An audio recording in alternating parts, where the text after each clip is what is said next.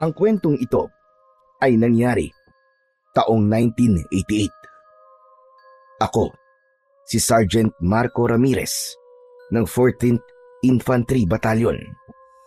Bilang sundalo, marami na akong napagdaan ng operasyon mula sa bundok ng Samar hanggang sa mga liblib na sityo ng Mindanao. Pero may isang assignment na hanggang ngayon hindi ko pa rin malimutan.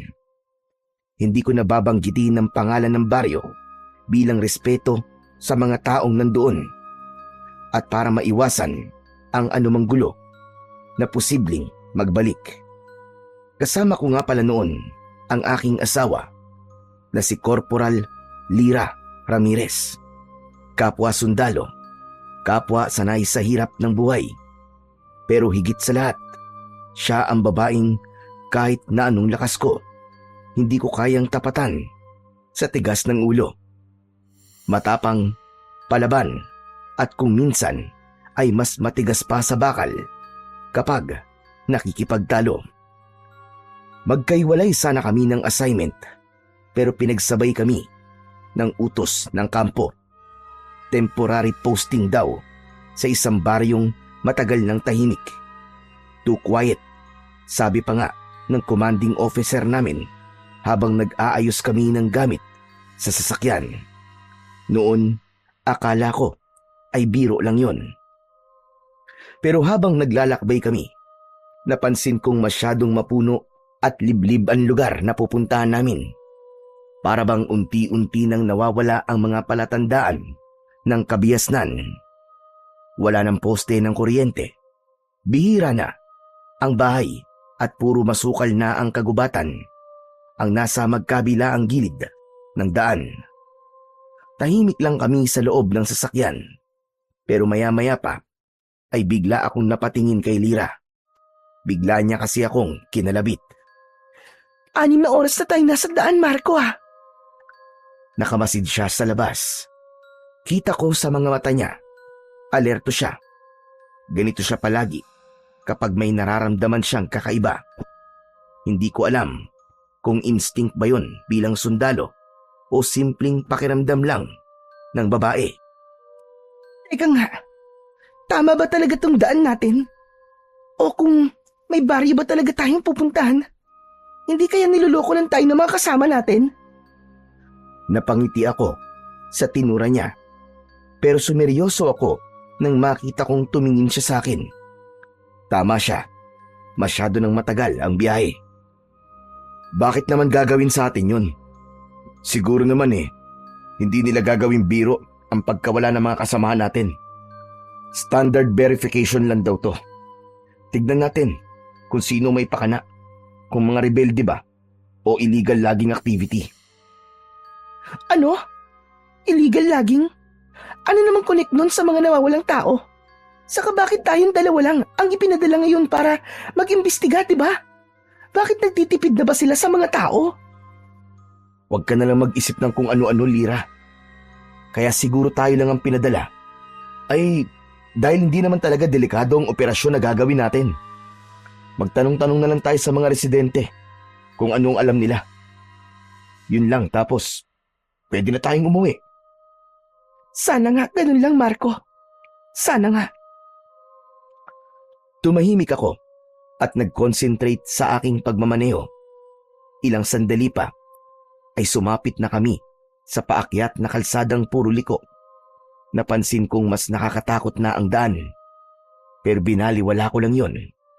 Nagpatuloy ako sa pagdadrive. Hanggang sa wakas, sa dulo ng isang matarik na kurbada, nakita na namin ang isang lumang arko na halos gumuho na dahil sa kalumaan. May mga bitak na at halos mahulog na ang kalahati ng sementong pundasyon. Pinilit kong basahin ang nakasulat dito kahit natatakpan na ng mga gumagapang na baging at lumot. Sa gitna ng kalumaan nito, halata pa rin naman ang mga letra. Tinapakan ko ang preno. Oh, nandito na tayo. Ito na yun? Sure ka ba? Bakit parang nakakatakot naman dito? Halos wala akong makitang tao ah. Pagkasabi nito ni Lyra, ay napatingin ako sa paligid. May mga bahay nga. Karamihan ay yari sa kahoy. May ilan pang may lumang disenyo ng kapis windows. Pero sarado ang mga bintana. At tama siya, parang walang mga tao. Isa pang bagay na lalong nagpatindig ng balahibo ko ay ang itsura ng paligid.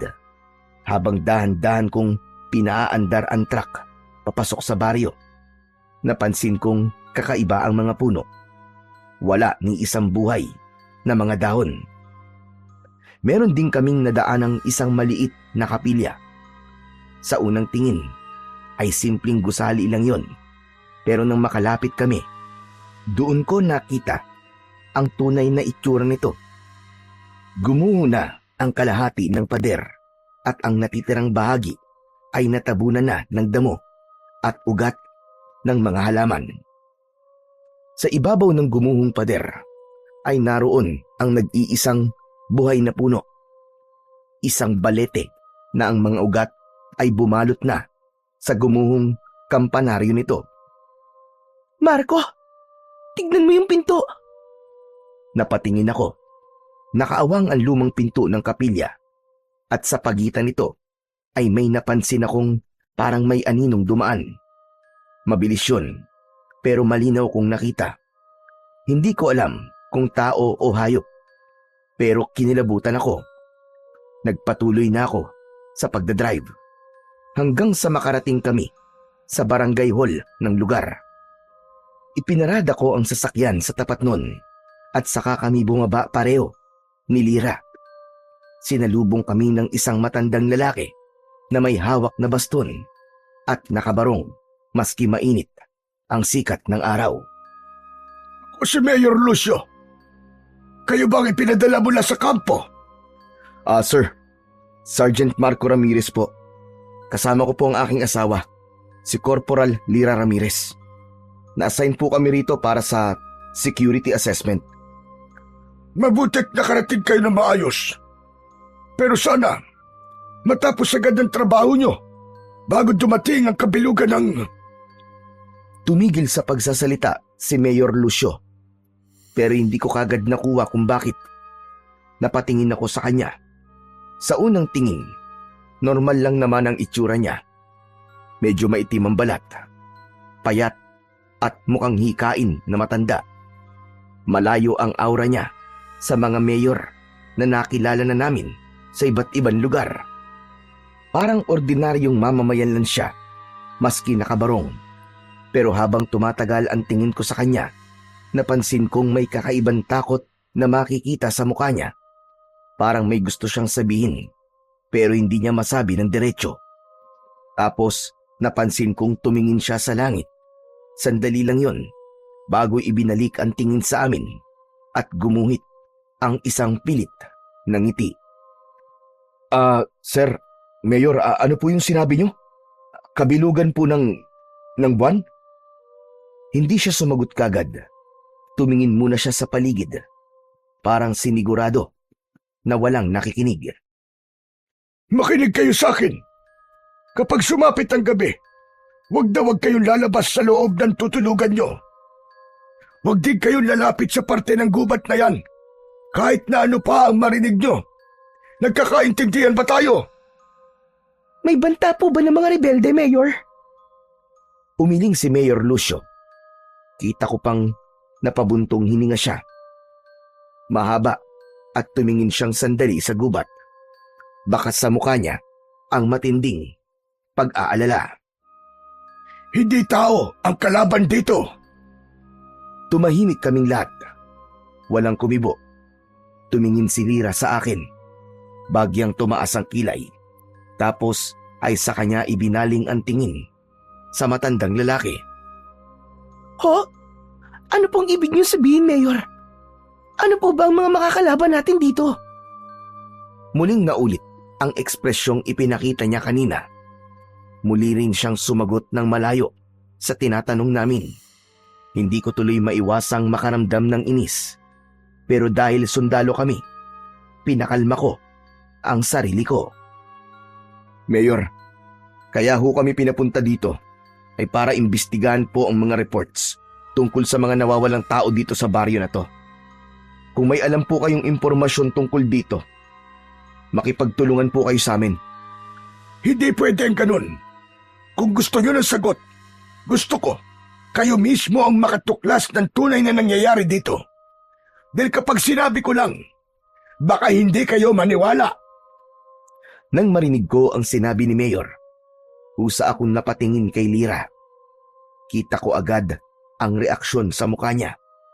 Galit na may halong inis. Napailing siya at pinagsalikop ang mga braso habang nakatitig ng matalim kay Mayor. Ang sabi mo kanina ay hindi tao, Mayor. Ano yun? Mga multong kalaban niyo dito? Bago pa siya makapagsalita ng mas matalim, ay agad ko na siyang hinawakan at hinila palayo ng konti kay Mayor. Lira, tama na. Ano ka ba? Pigilan mo ang sarili mo. Nandito tayo para mag-assess at i-verify ang mga nangyayari. Sa tingin ko, ay maganda nang may konti tayong malaman mula kay Mayor kaysa puro kuro-kuro lang, gaya ng illegal logging o kung ano paman. Pero hindi ba't mayor siya ng bayang to? Tungkulin niya rin na protektahan ng lugar at panatilihin ang katahimikan. Kung hindi siya makikipag-cooperate sa atin, para tayo makakatulong, di ba? Isa pa, puro kabalbalan lang ang pinagsasasabi niya. Hinaan mo ang boses mo, Lira. Baka marinig ka, nakakahiya. Bakit naman tayo mahihiya? Totoo naman ang sinasabi ko Kumalma ka lang. Mabuti pa dumito ka na lang muna. At ako na ang kakausap sa kanya, okay? Ay nako, bahala ka. Muli akong lumapit kay Mayor at nagtanong. Iniba ko na ang usapan upang hindi na tumaas panlalo ang tensyon. Mayor, sino po pala ang kapitan dito? Pwede ko po ba siyang makausap? Wala pa ho kasi kaming matutuluyan ng kasama ko . Walang kapitan sa baryo na to. Pero may alam ako matutuluyan ninyo. May mga naunang sundalo ang nagpunta dito at meron silang tinutuluyan na barracks malapit lang dito. Pwede kayo ron. Matibay ang ginawa nilang barracks na yon. Ganun ho ba? Ayos lang ba sa inyo yon? Oo naman po. Maraming salamat, Mayor. O sige, sundan niyo ako. Dadalhin ko kayo doon. Sinundan namin si Mayor Lucio habang sakay siya ng luma at maliit na kotse. Dinala niya kami sa isang lugar kung saan may nakatayong mga barracks. 5 ito at nakatayo ng magkakatabi sa isang bakanting lote. Lumapit ako at napansin kong luma na ang mga gusali. Ang mga dingding ay yari sa kahoy at yero at may mga bahagi ng sira o butas. Ang bubong ay kalawangin na may ilang yero na halos matanggal na. Sa paligid ay may mga drum, lumang mesa at mga sirang upuan na halatang naiwan na lang ng mga dating tumuloy doon. Nagpaalam na rin kagad si Mayor Lucio dahil may mga aasikasuhin pa raw siya. Nagkatinginan kaming mag-asawa nang wala na sa paningin namin ang matandang lalaki. Dito tayo tutuloy? Sure ba siya? Ang dumi at saka lumang-luma na, ano ba yan? Wala bang maski kahit isang kubo man lang na mas maayos? Baka wala. Kaya dito tayo dinala. Okay na to, mahal. Ayusin na lang natin. Hindi ako panatag dito, Marco. Tama na yan. Baka ma-stress ka niyan .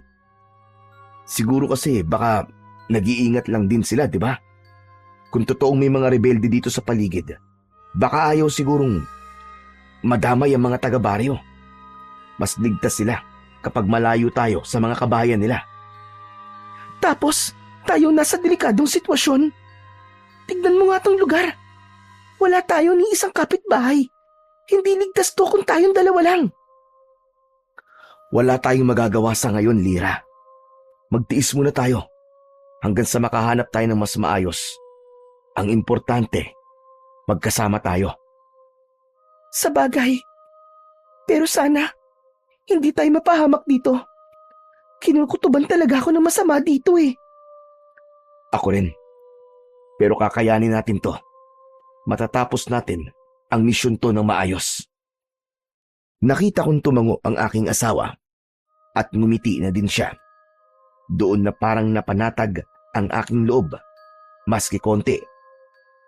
Gaya ng lagi nating ginagawa, mabuti pa ay i-check na muna natin ang paligid. Baka may mga nakatago ditong mga bomba o kung ano paman. Malabo yan. Ha? Anong malabo? Sa tingin ko ay walang anumang nandito. Malamang sa malamang, kung meron mang mga gamit na naiwan dito, ninakaw na yun ng mga taga-baryo. Ikaw talaga masyado kang negative. Sige na, gawin na lang natin.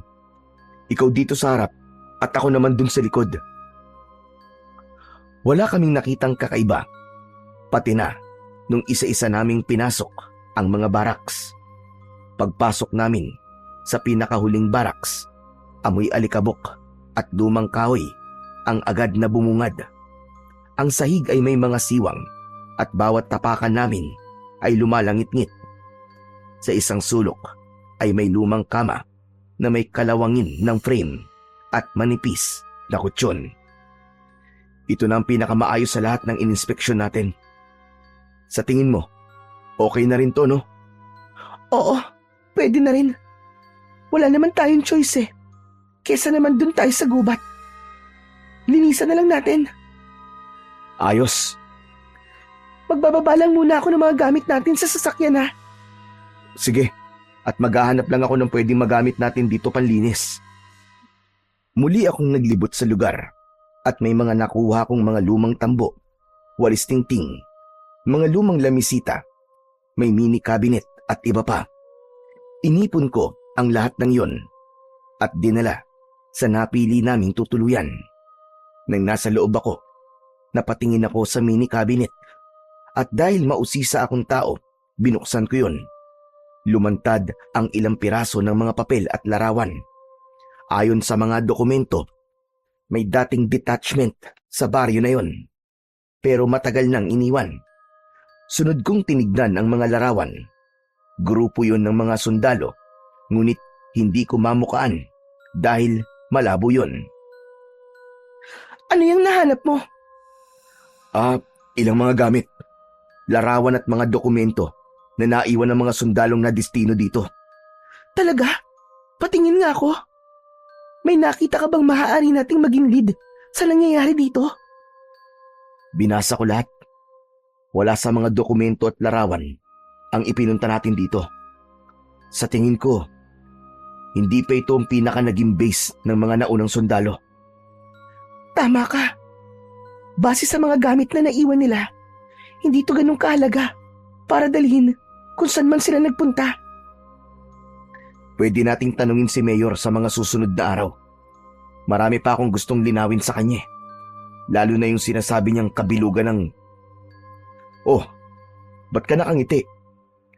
Wala lang. Siya nga pala. Pasensya ka na sa mga inasal ko kanina. Sa totoo lang, habang ibinababa ko mga gamit kanina, napansin kong hindi naman talaga masama ang lugar. Saka, mukhang magiging bakbakan at adventure ang mission ito para sa atin. Imagine, tayong dalawa lang nandito. Ikaw ha? Iba na naman ang takbo ng isip mo ha? Ibang bakbakan ang nasa isip mo eh.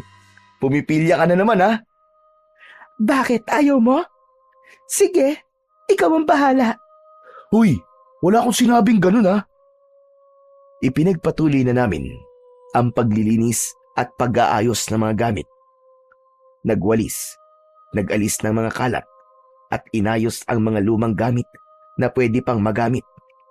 Tinanggal ko ang mga basag na bote at lata na nasa sahig. Samantalang silira naman ang nagpunas ng mga alikabok. Mabilis na lumipas ang oras. Unti-unti nang dumilim ang paligid nang di namin namamalayan. Nagsindi kami ng lampara na dala namin. Habang nag-aayos kami ng huling gamit, may biglang tunog kaming narinig. Mga kaluskos ng paa na naglalakad sa labas. Marco, naririnig mo ba yun? Tahimik akong tumango. Kinuha ko ang baril ko at maingat na lumabas. Pagbukas ko ng pinto, sinalubong ako ng malamig na hangin. Itinaas ko ng bagya ang baril at pinakiramdaman ko ang paligid. May kaluskos na naman akong narinig. Tumigil ako at inaninag ko kung ano ang meron. May tao ba dyan? May tao ba dyan? Walang sumagot. Pero sa dulo ng bakuran, nakita kong parang may gumalaw. Isang aninong hindi ko maaninag. Paglapit ko, biglang nawala. Hinanap ko pa siya sa paligid, pero wala na talaga. Inisip ko na lang na namalikmata lang ako ng mga oras na yon. Kaya naman pumasok na ako sa loob. Nakita ko si Lira. Tahimik na nakaupo sa kama at naging kapansin-pansin ang kanyang pamumutla. Oh, okay ka lang ba? Anong nangyari sa'yo? Kinakabahan ako, Marco. Kanina kasi may kumatok dyan. Dyan oh, sa bintanang yan. Tinuro ni Lira.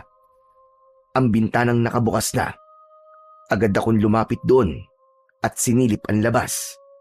Wala akong makitang kakaiba bukod sa dilim ng kapaligiran.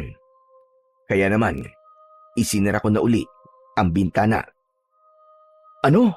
Paanong may kumatok? Mahina lang, 3 beses. Pero nang buksan ko ang bintana, wala akong nakita. May naiwan lang sa sahig. Tignan mo nga kung ano yan. Dahan-dahan akong lumod at pinulot ang bagay na yon. Isang kuko, mahaba, magaspang at tila mula sa hayop. Amoy bulok din ito.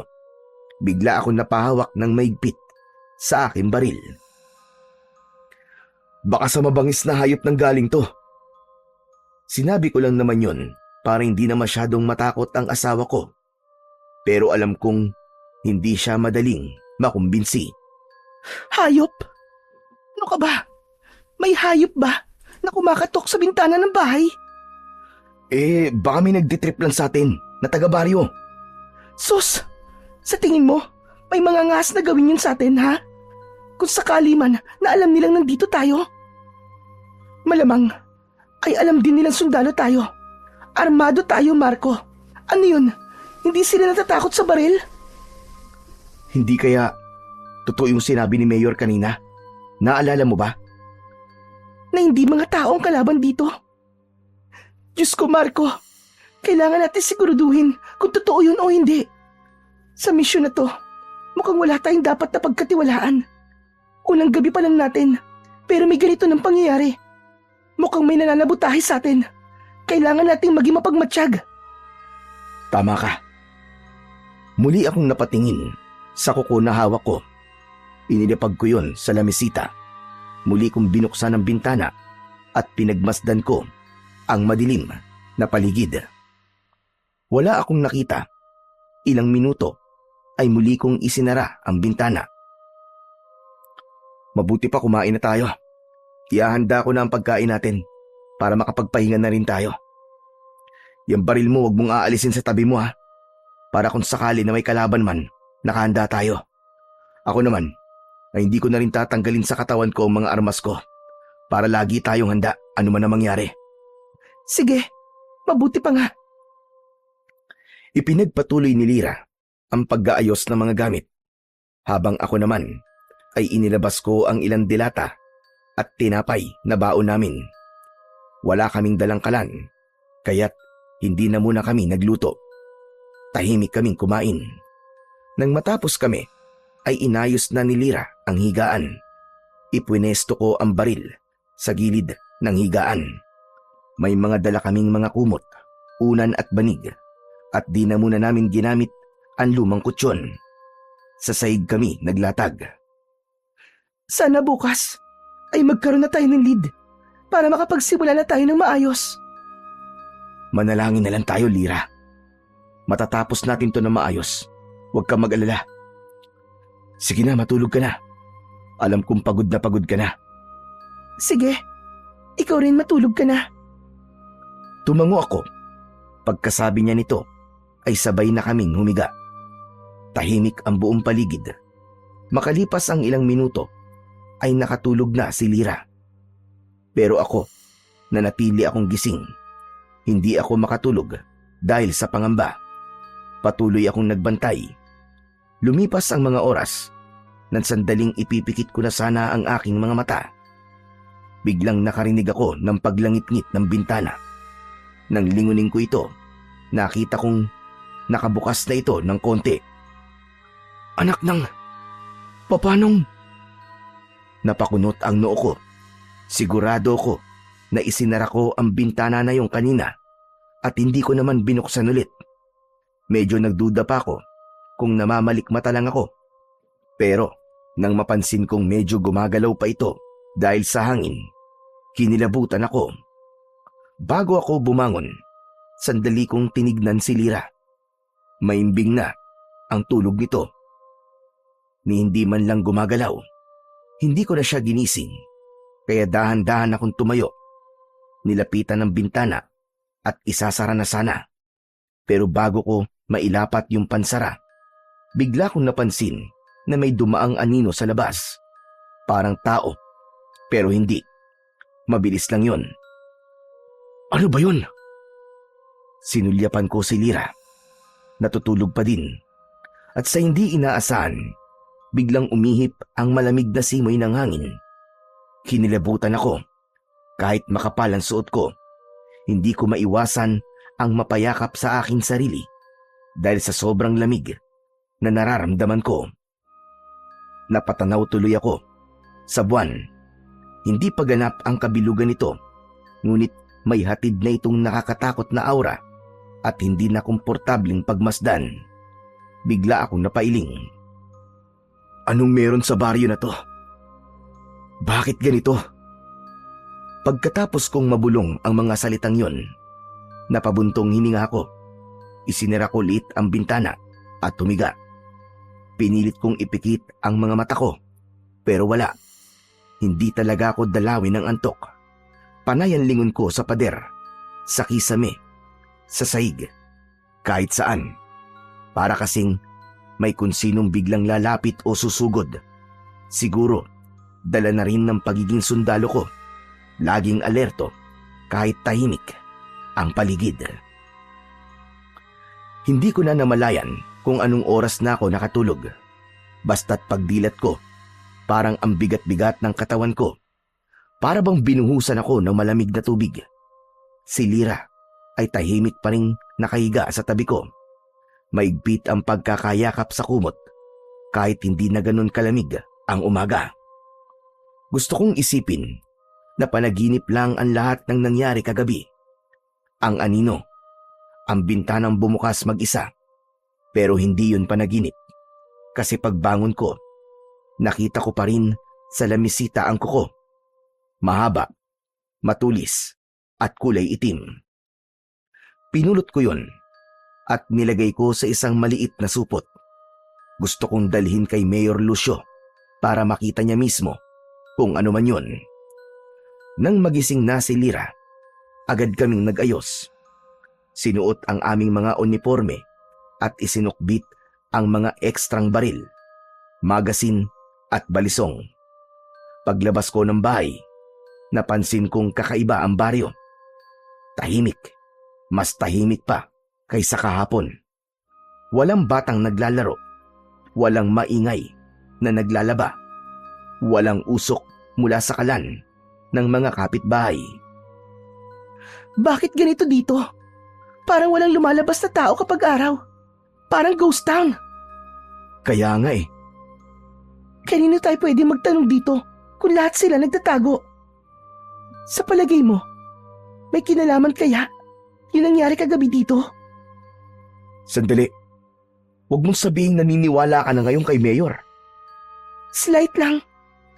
Para sa akin, to see is to believe pa rin. Pero, bakit nga kaya nakapagtataka? Hindi ko alam, mahal ko. Pero, baka natatakot lang sila. Mukhang may kababalaghang nangyayari nga dito, no? Mukha nga. Pero hindi tayo pwedeng magbigay ng impormasyon sa kampo na puro galing lang sa haka-haka, Lira. Kailangan nating mag-imbestigang mabuti at magtanong-tanong sa mga taong nakatira dito. Iba rin kasi talaga ang kutob ko. Kung ganun, ay kinukutuban ka rin pala kagabi. Bakit di mo sinabi sa akin? Ayoko kasing matakot ka eh.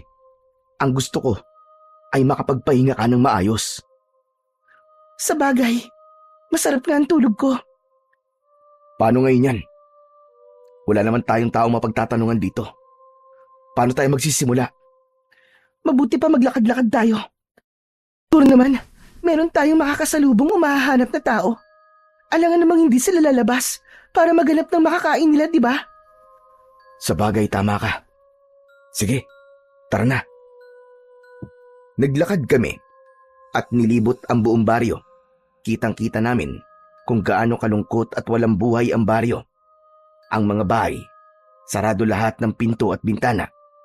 Parang walang gustong makipag-usap o magpakita.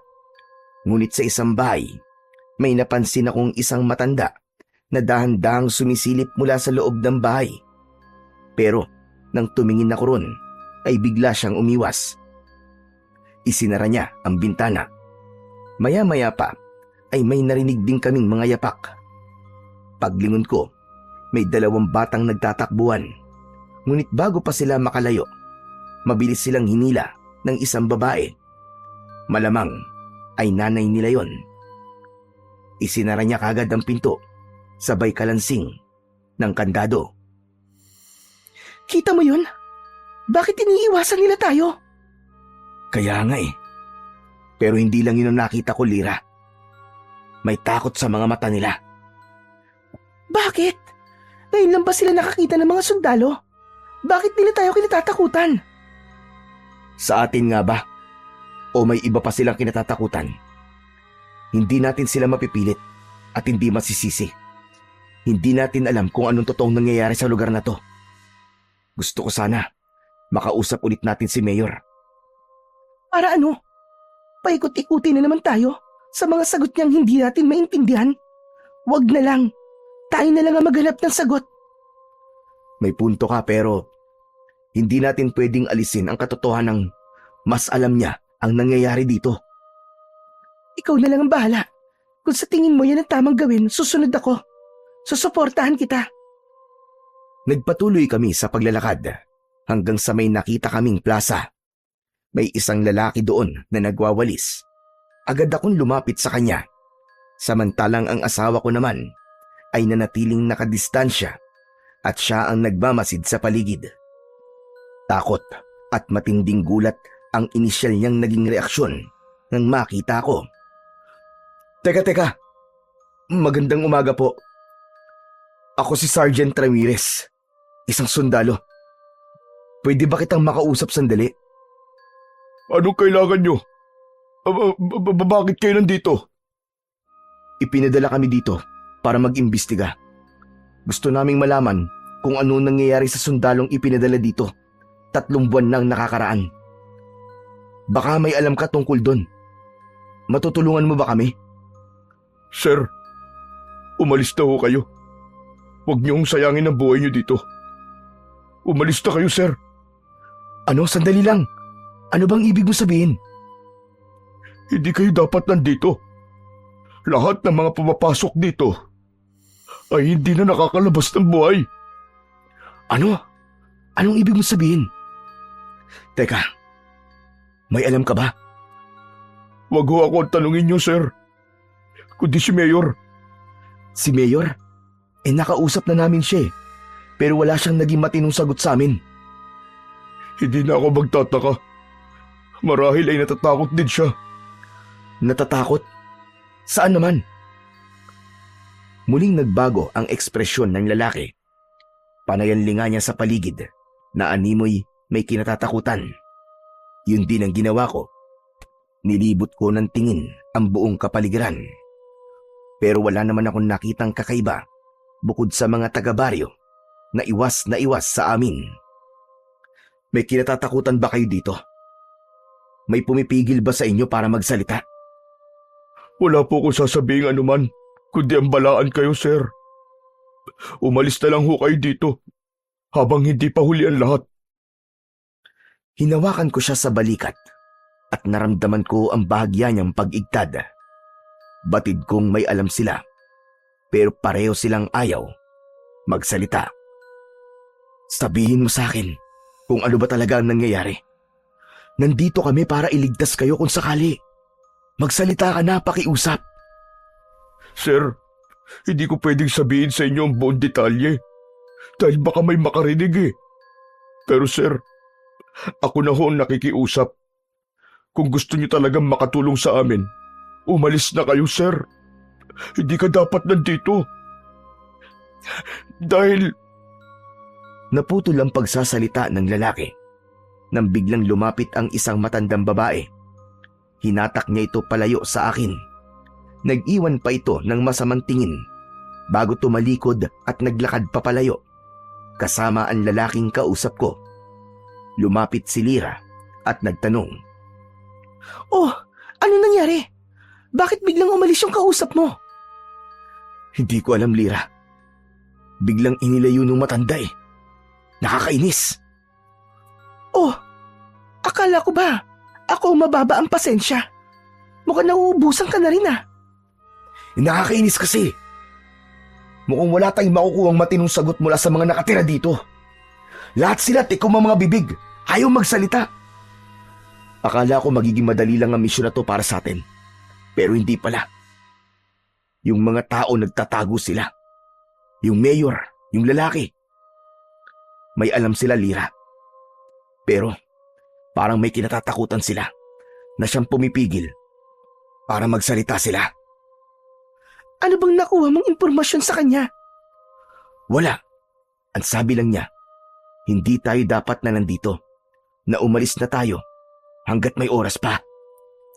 Sa palagay mo, yun ba talaga ang dapat nating gawin? Kilala mo ko, Lira. Hindi ako sumusuko sa kahit na anong assignment na ibinigay sa akin. Hindi ako papayag na uuwi tayong walang alam. Hindi, Lira. Hindi. Kung ganun, anong iniisip mong pwede nating gawin? Si Mayor. Kailangan natin siya ulit makausap. Siya lang ang makakasagot sa mga tanong natin. Halika, puntahan natin siya. Si Mayor? Pero nakausap na natin siya kahapon, di ba? Ayaw din niyang sumagot. Sa palagay mo ba magsasalita yun? Susubukan natin ulit. Magtiwala ka sa akin. Alam mo ba kung saan natin siya pupuntahan? Oo, alam ko. May nadaanan tayo kaninang malaking bahay. Tsak na sa kanya yun. Kasi nakita ko doon ang kotseng sinakyan niya kahapon. Naglakad na kami ni Lira papunta sa direksyon ng malaking bahay na nadaanan namin kanina. Habang papalapit kami, kinakabahan ako. Hindi ko alam kung bakit. Tahimik pa rin ang buong baryo. Ni aso, wala kaming narinig na tumahol. Pagdating namin sa harap ng malaking bahay, napansin ko kagad na bukas ang gate at nakaawang ang pintuan ng bahay. Madumi ang paligid. Nagkalat ang mga tuyong dahon na parang matagal nang hindi winawalis. Tahimik, walang ingay, kahit mula sa loob. Lumapit na kami sa pintuan. Tao po? Mayor? Mayor Lucio, tao po! Walang sumagot. Nagkatinginan kami ni Lira. Sigurado ka bang ito yun? Oo, yan nga ang kotse niyo. Ibig sabihin nandito siya. Pero bakit walang sumasagot? Susubukan ko ulit. Baka tulog pa ang matanda. Teka. Mayor Lucio! Ako po ito, si Ramirez. May kailangan lang po sana kaming itanong sa inyo. Subalit wala pa ring sumasagot. Dahan-dahan kong itinulak ang pinto. Maingay ang bisagra. Pumasok kami. Agad naming naamoy ang amoy ng insenso sa buong kabayan. Tapos ay bumungad sa amin ang isang maliit na altar. May kandilang nakasindi doon. Sabi sa'yo may tao dito eh. Pero bakit di kaya sumasagot? Hindi ko alam.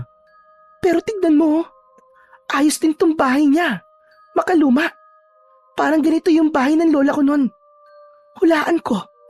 Relihiyoso si Mayor. Mukha nga.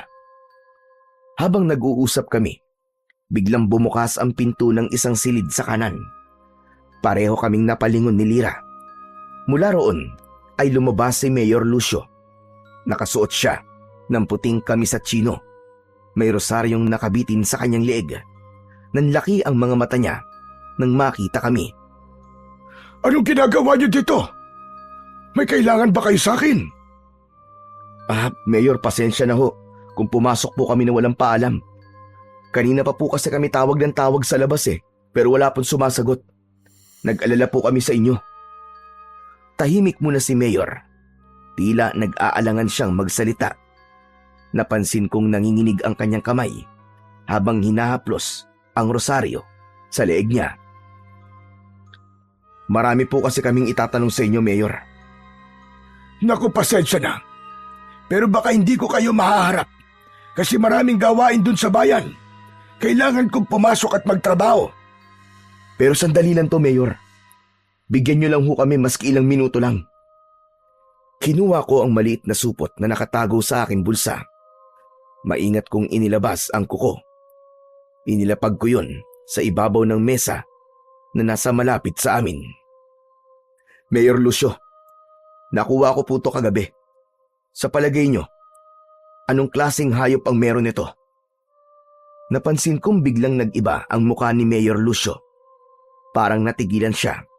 Dahan-dahan niyang nilapitan ng mesa at tumitig sa kuko. Saan mo to nakuha? Sa sahig malapit sa bintana ng tinutuluyan namin. Bakit to? May alam po ba kayo rito? Hindi sumagot si Mayor Lucio. Bagkus ay umatras siya ng bagya. Saka nag-sign of the cross. Nagsimula na pala sila. Teka, anong ibig niyo sabihin, Mayor? Anong nagsimula? Tumingin siya sa amin. Malalim ang buntong hininga. Hindi ko alam kung paano ito ipapaliwanag. Pero kung mananatili kayo rito, kailangan niyong malaman ang totoo. Lumapit si Mayor sa bintana. Tumingin sa labas na para bang may pinagmamasdan sa malayo. Matagal nang sinumpa ang baryong ito. Sa tuwing dumarating ang kabilugan ng buwan, lumalabas sa mga halimaw. Pinapatay nila ang mga taong taga-baryo. Malalakas sila at walang makalaban sa kanila miski isa. Uhaw na uhaw sila sa dugo at laman. Nakakatakot sila. Tahimik lang kami ni Lira. Maya-maya ay napailing ako. Mahirap namang kasing paniwalaan ang mga bagay na hindi mo pa nakikita ng mga mata. Kaya naman, tinanong ko agad siya. Mayor, kung totoo yan, bakit hindi niyo sinabi sa kampo ang tunay na dahilan? Di sana nagpadala sila dito ng mas marami pang mga sundalo. Wala naman silang magagawa Walang laban ang mga baril nyo sa mga demonyong yun. Saka kapag may nadidestino ng mga sundalo dito, nadadagdag lang sila sa mga nagiging kalaban namin. Ano ang ibig niyo sabihin? Paano niyo silang nagiging kalaban? Dahil nagiging aswang din sila. Kapag sumasapit ang bilog na buwan, isa sila sa mga sumasalakay sa amin. Isa sila sa pumapatay. Yun ang dahilan kung bakit takot ang mga tao sa sundalo. Kaya hindi nila kayo kinakausap. Kaya walang may gustong makipagtulungan sa inyo. Hindi. Paano? Pwede mo namang alamin kung nagsasabi ako na totoo. Hintayin mong dumating ang bilog na buwan at malalaman mong nagsasabi ako na totoo. Pero kung ako sa'yo, umalis na kayo ng asawa mo. Huwag niyo nang hintayin ang gabing yun. Lalo na at isa kang Ramirez. Sandali. Ano naman pong kinalaman ng pagiging Ramirez ko dito? Ang ibig ko sabihin ay isa kang sundalo. Ay, pasensya ka na. Iba na sabi ko. Sigurado ka, Mayor? Oo, nagkamali lang ako. Huwag mo nang isipin yon. Sige ho. Kung totoo ang sinasabi nyo na may banta ng mga halimaw o aswang dito, bakit nandito pa rin ang mga tao? Bakit hindi pa kayo umaalis dito? Dahil hindi kami pwedeng umalis dito. Lahat ng naabutan ng sumpa sa baryong ito, walang kakayahang lisanin ng baryo. Pero ikaw, kaya mo? Hindi ba nakakapunta ka ng bayan? Aamin na ako. Ang totoo, hindi naman ako nakakalabas ng baryo. Sinabi ko lang na nagtatrabaho ko sa munisipyo kasi gusto ko na ding umiwas sa tanong. Natatakot din ako sa'yo sa totoo lang. Ano pong dapat niyong ikatakot sa akin? Tao ako. Hindi ako isang halimaw, Mayor. Sandaling natahimik si Mayor. Tila iniisip nito ang dapat na isasagot sa akin. Habang hinihintay siyang tumugon, hindi ko maiwasang mapatingin sa altar niya.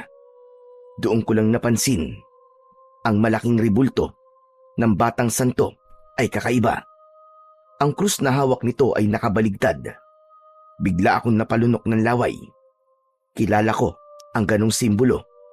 Ibig sabihin nun, ang sumasamba doon ay kampon ng isang demonyo. Siguro nga tama ka, iyo.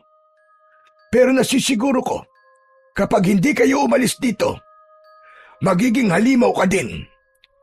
Sigurado ka? Bakit ikaw? Tao ka pa din naman Huwag mo akong pilosopuin. Basta ako binibigyan lang kita ng babala. Nasa sayo na yan, kung maniniwala ka o hindi. Mayor, hindi kami nagpunta rito para makipagtakutan o makipagbiruan. Ang kailangan namin ay sagot. Sabihin niyo na po sa amin ang totoo. Ano ba talaga ang nangyayari dito? Bakit hindi na nakakauwi ang mga tropa na pinapadala dito? May mga rebelde bang dumudukot sa kanila? Sabihin mo! Ngumisi si Mayor, pero hindi na muling nagsalita. Hinawakan ko ang asawa ko upang patigilin nito sa kanyang pagsasalita. Mayor Sigio, salamat po sa impormasyon na sinabi nyo. Mauuna na po kami. Tumango ang matanda. Bago kami umalis, ay muli kong nilingon ang kanyang altar. Sa pagkakataong yon, hindi na nakabaliktad ang hawak na krus ng Batang Santo. Napalunok akong muli ng laway. Muli akong nagpaalam sa matanda. Sige, dumaan lang po talaga kami para iwan po ang bagay na yan. Pagtutukoy ko sa kakaibang kuko na nakita namin kagabi. Nang damputin yun ni Mayor, naglakad na kami palapit sa pintuan. Aalis na kagad kayo. Gusto niyo bang magmerienda muna o mag-agahan? Salamat na lang po, Mayor. Aalis na po kami ni Lira. May pupuntahan pa po kami at mga dapat na ayusin. Hindi na ba talaga kayo aalis? Tumango ako at doon ko nakitang nawala na ng tuluyan ang pilit ng ngiti ng matanda. Hinawakan ko ang kamay ni Lira at inakay siya palabas ng bahay na yon. Nang makalayo kami ng konti, ay saka pa lang kami parehas na nakahinga ng maluwag. Ano yun, Marco? Ano nangyari? Hindi ko maintindihan Ang weird. Hindi ko rin alam, Lira. Pero ako man nagtataka rin. Alam mo bang may napansin akong kakaiba kanina? Ano yun? Agad kong ikinuwento ang mga nakita ko. Ang baligtad na krus sa ribulto na nasa altar ni Mayor. Nanlaki ang kanyang mga mata nang marinig yun. Anak ng putya. Mukhang may sa demonyo yata ang mayor na yun Ano sa tingin mo? Aalis na ba tayo dito, Marco? Napaisip talaga ako sa tanong na yun ni Lira. Totoo naman, kung pagbabasihan mo lahat ng nakita at narinig namin dito sa baryo, pati na yung kilos ni Mayor na para bang may tinatago, dapat nga sigurong umalis na kami habang may oras pa. Pero ewan ko ba, habang iniisip ko yun, para bang may boses sa loob ng ulo ko na nagsasabing wag muna akong umalis at meron pa akong dapat na malaman. Napatingin ako kay Lira. Kita ko sa mukha niya ang pagod na may halong takot at inis. Gusto niya nang tapusin to, bumalik sa kampo at iwanan ang lahat ng kalokohang ito. Pero sa loob-loob ko, hindi pa ako kontento. May mali talaga. Hindi pa tayo aalis, Lira. Sigurado ka? Hindi mo ba talaga naiisip na baka delikado talaga dito? Dadalawa lang tayo dito, Marco. Kakayanin ba natin? Hindi naman to gere.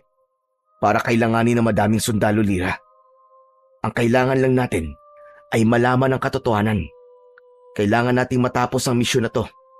Kailangan nating malaman kung yung mga aswang ba na sinasabi ni Mayor ang totoong dahilan kung bakit missing in action ang kaibigan kong si Ortega at ang mga kasama niya. At kung bakit natulad ng grupo nila sa naunang ipinadalang sundalo dito. Yung misyon na tinakasan ng tatay mo? Tama ka, Lira. Gusto kong alamin kung ano yung hindi niya masabi sa akin noon. Biglang bumalik sa isip ko ang mga kwento ng tatay ko tungkol sa liblib na baryong yon sa Negros. Ayon sa kanya, ipinagbubuntis pa lang ako ng nanay ko nang umalis siya para madestino rito. Ang naaalala ko sa mga kwento niya, tumakas siya at iniwan ang mga kasama niya. Wala raw siyang ibang nasa isip noon kundi ang asawa niyang buntis at ang anak na malapit ng isilang. Iniwan niya ang kanyang mga kabaro sa gitna ng misyon.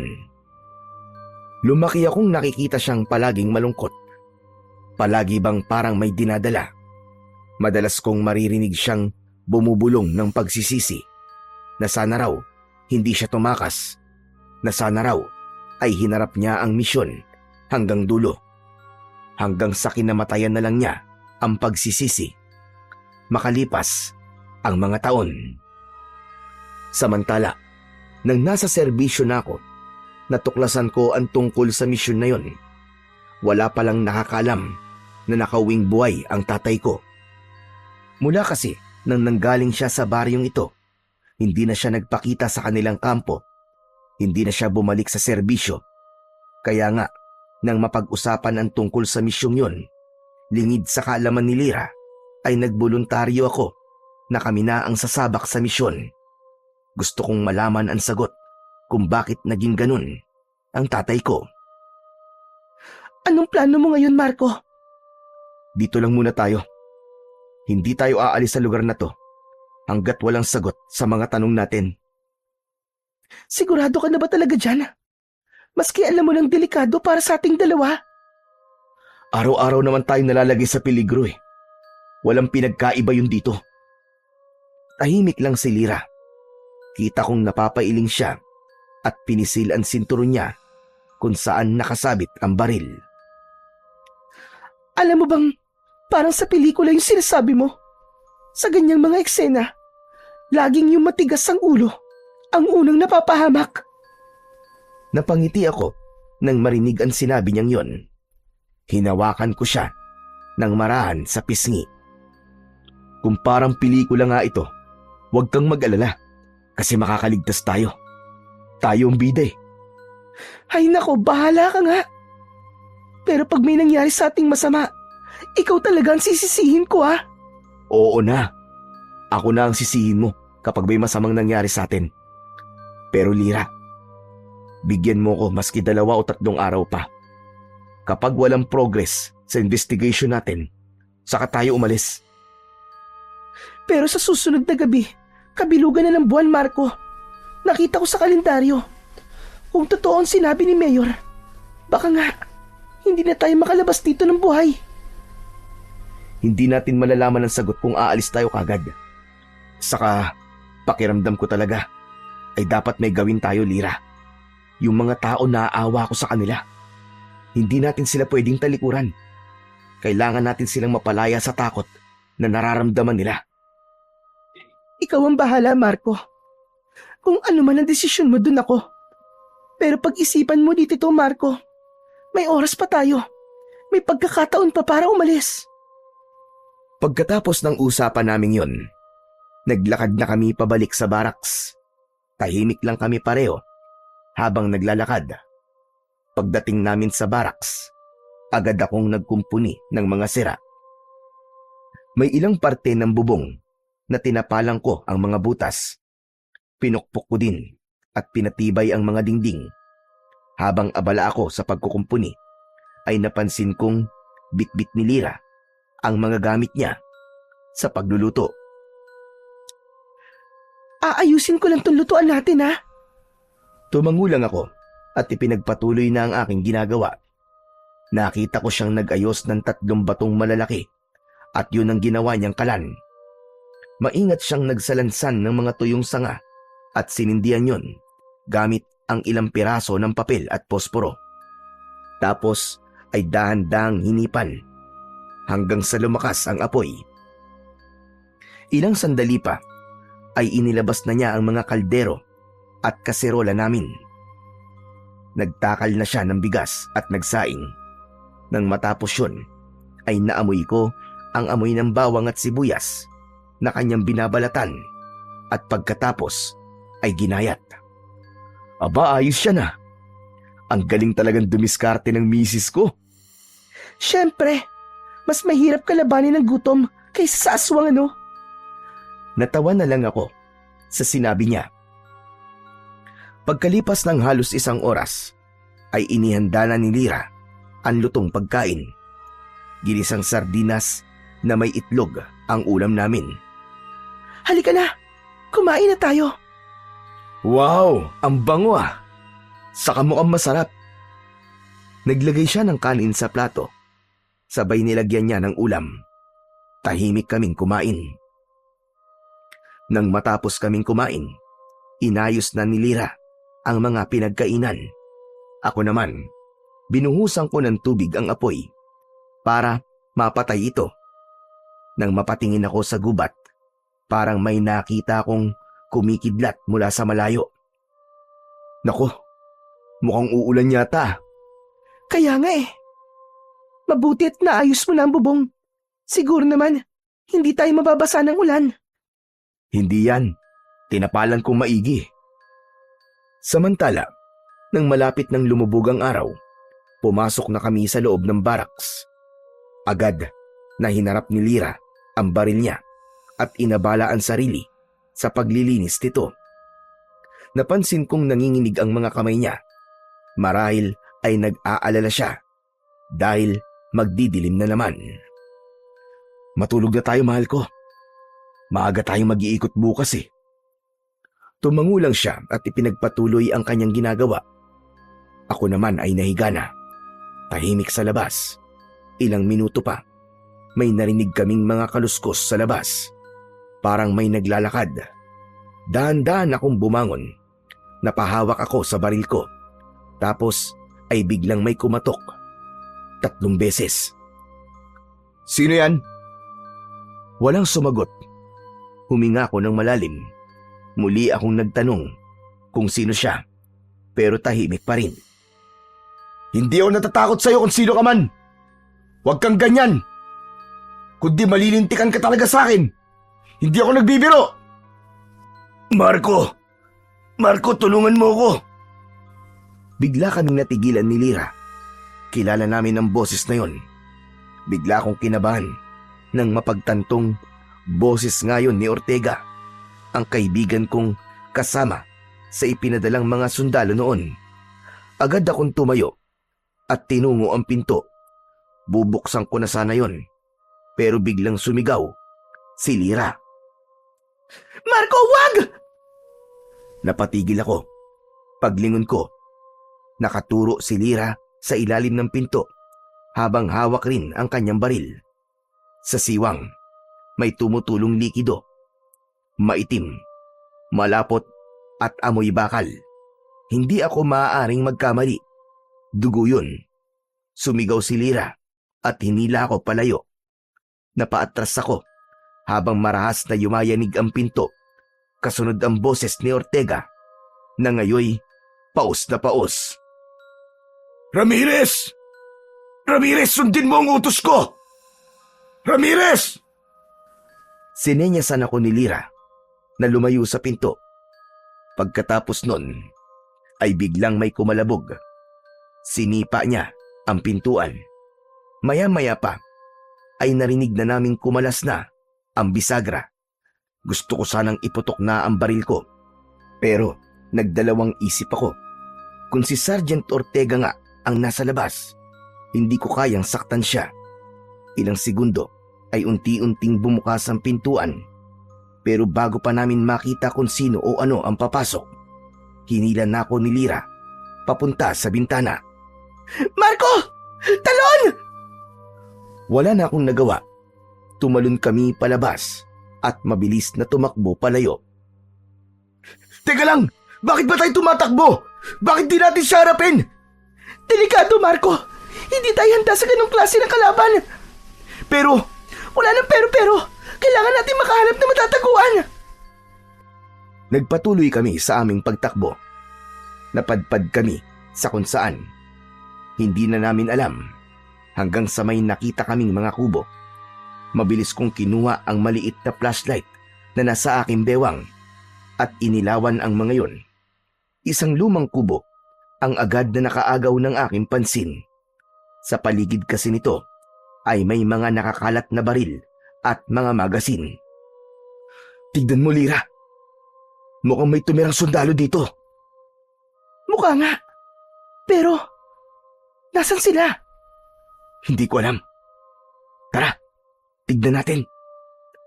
Pagpasok namin sa loob ng kubo, nakita namin na magulo at makalat ang mga gamit na naroon. May mga natuyo ding dugo sa sahig, parang hinila palabas. Ano kayang nangyari dito? Dahan-dahan kong inilawan ang bawat sulok at may mga nakita kaming mga bakas ng kalmot. Doon namin napatunayan ni Lyra na hindi nga tao ang naging kalaban ng mga sundalo doon. May nakita kaming logbook. Agad na binuklat yun ni Lyra at ang huling entry na nakasulat doon ay galing kay Ortega. Mga nilalang ng dilim ang kalaban nila, Marco. Tignan mo. Nakasulat dito na may mga naging kalaban silang mga aswang. Hindi. Kung ganun, ay totoo ang sinasabi ni Mayor. Hindi pwede to, Marco. Hindi pwede to. Hindi pwede. Huminahon ka, Lyra. Hindi ngayon ang panahon para paghinaan ka ng loob. Kailangan mo maging kalmado. Kailangan mo maging malakas. Kasama mo ako, mahal ko. Malalampasan natin to. Pero Marco, kinakabahan ako. Paano tayo lalaban kung sakaling sumugod sila dito? Hindi ganito ang gusto kong kamatayan. Huwag kang mag-isip ng kung ano-ano. Bukas na bukas, aalis na tayo dito, pangako yan. Niyakap ko si Lyra. Naramdaman ko ang panginginig ng kanyang laman. Ramdam ko ang takot na hindi ko pa nakita sa kanya dati. Pinisil ko ang likod niya. Pilit na binibigyan siya ng lakas na kailangan niya. Ilang sandali pa, bigla akong natigilan nang may mailawan ng aking flashlight sa ibabaw ng isang lamesa. Tignan mo. May kakaibang libro sa mesa. Nilapitan namin ito at tinignan. Isang aklat ang kumuha ng aking pansin. Ang pabalat nito ay kulay itim at may mga nakakatakot na drawing na mga simbolo at nilalang na parang galing sa impyerno. Dahan-dahan kong dinampot yun habang hawak ko. Parang may malamig na hangin na dumaan sa paligid. Marco, huwag mong bubuksan yan. Hindi maganda ang pakiramdam ko sa libro na yan. Hindi ko siya pinakinggan. Para bang may kung anong nagtutulak sa akin na alamin ang laman nun. Binuksan ko ang unang pahina at doon parang biglang huminto ang oras. May nakasulat doon na gamit lamang ang lumang tinta. Cap Ricardo Ramirez. Nabitiwan ko ang libro dahil sa pagkabigla. Ano nakasulat, Marco? Agad na pinulot ni Lyra ang libro. Binuklat niya ang mga pahina at hindi na binasa ang nasa harapan. Kung hindi ako nagkakamali, libro ito ng mga ritual. Nakasulat sa wikang Latin. Nakakita na ako ng ganito dati. At ang sabi ng lola ko, masama raw ang ganitong klaseng aklat. Mga alagad ng dilim daw ang nagmamay-ari nito. Hindi ako nakasagot kagad kay Lyra. Napaupo ako sa sahig. Sa isip ko, bumalik lahat ang mga alaala ko sa tatay ko. Yung mga gabi na nakikita ko siyang nagsasalita ng mag-isa. Yung umiiyak siya sa may beranda at yung mga panahon na paulit-ulit niyang sinasabing may malaki siyang pagkakasala. Parang napagdugtong-dugtong ko ang lahat. Pero hindi ko muna sinabi yon kay Lira. Ayokong maguluhan siya. Ayokong matakot siya sa akin. Inagaw ko ang libro sa kanya at itinapon ko yon sa isang sulok. Tama ka. Aklat nga yan ng mga ritual. Mga masasamang ritual. Kaya wag mo nang pulutin. Lalong nagiging magulo na, Marco. Umalis na tayo dito. Hindi, Lira. Hindi ako pwedeng umalis dito. Hindi ako magiging katulad ng tatay ko. Basta. Kailangan nating iligtas ang baryong to. Yan ang misyon natin, Lira. At kailangan natin tapusin to. Kahit kamatayan pa ang maging kapalit. Nang palabas na kami ng kubo, ay biglang lumitaw sa di kalayuan ang isang nilalang na nakasuot ng pangsundalo. Inilawan ko siya ng dala kong flashlight at nagulat ako sa aking nakita. Sergeant Ortega? Mabilis kaming lumabas ni Lira sa kubo. Muli sana kaming tatakbo pero humarang siya sa daraanan namin. Doon ko nakita ng malapitan ng itsura niya. Maputla na ang kanyang balat. Namumula ang kanyang mga mata at bawat paghinga niya ay may lumalabas na singaw ng usok. Mabaho din ang kanyang amoy. Ramirez! At sa isang iglap, bigla siyang tumalon palapit sa amin. Mabilis, parang kidlat. Itinaas ko kagad ang aking baril at pinaputukan siya ng 3 beses. Tumama lahat, pero imbis na matumba, ngumiti lang siya. Hindi niya ininda ang sugat. Hindi mo ako mapapatay, Ramirez. Bagkus ay gagawin kitang katulad ko. Agad siyang tumalon papunta sa akin. Natumba ako habang siya naman ay nakadagan sa akin. Lira! Sinigawan ko ang asawa ko. Natulala kasi siya dahil sa pagkabigla. Nang tila magising siya, agad siyang nagpaputok. Ngunit hindi yun ininda ng halimaw na yon. Bagkus ay itinaas nito ang kanyang mga kamay na may matutulis na mga kuko. Nanlaban ako. Ginamit ko ang aking lahat ng lakas para makatakas sa kanya. Pero mahirap. Sobrang lakas niya. Walang nagawa ang mga suntok at sipa ko hanggang sa bigla niyang isinaksak ang kanyang mga kuko sa aking balikat. Huwag ka nang lumaban. Pumayag ka na. Masarap ang maging kagaya ko, Ramirez. Makapangyarihan. Ayaw mo ba nun? Ayoko. Tama na, Ortega. Tama na! Tama na! Ilang saglit pa ay itinigil niya ang pag-atake sa akin. Pero bumuelo lang pala siya. Muli niyang itinutok ang kanyang mga kuko. Itinapat niya yon sa aking dibdib. Napapikit ako. Handa na akong mamatay ng mga oras na yon. Pero walang kuko na bumaon sa akin.